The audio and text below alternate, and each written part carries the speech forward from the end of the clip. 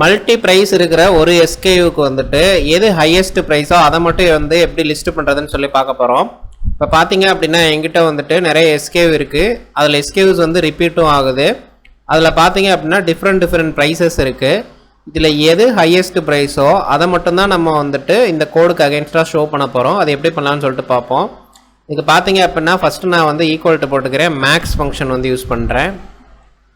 Maths function use பண்ணதுக்கப்புறம் பார்த்தீங்க அப்படின்னா நம்ம வந்து இஃப் கண்டிஷன் வந்து யூஸ் பண்ண போகிறோம். யூஸ் பண்ணிவிட்டு இந்த டெஸ்ட்டில் வந்து நம்ம என்ன கொடுக்க போகிறோம் அப்படின்னா, இப்போது இந்த எஸ்கேயூ இருக்குது பார்த்தீங்களா, இது வந்து ஈக்குவல் டு இந்த எஸ்கேயூ. அதாவது ஃபஸ்ட்டு இந்த ரேஞ்சை ஃபுல்லாக செலக்ட் பண்ணிட்டோம்.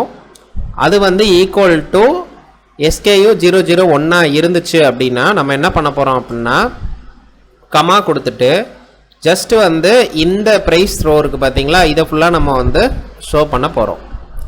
ஸோ இப்போ க்ளோஸ் ப்ராக்கெட் கொடுத்துட்டு என்ட்ரு தட்டுறேன்.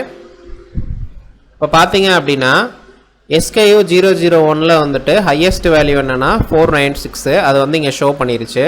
ஸோ நெக்ஸ்ட் ரோக்கு நம்ம இதை ரிப்பீட் பண்ணுறதுக்கு முன்னாடி இந்த செலெக்ஷனை மட்டும் நம்ம வந்து லாக் பண்ணிப்போம்.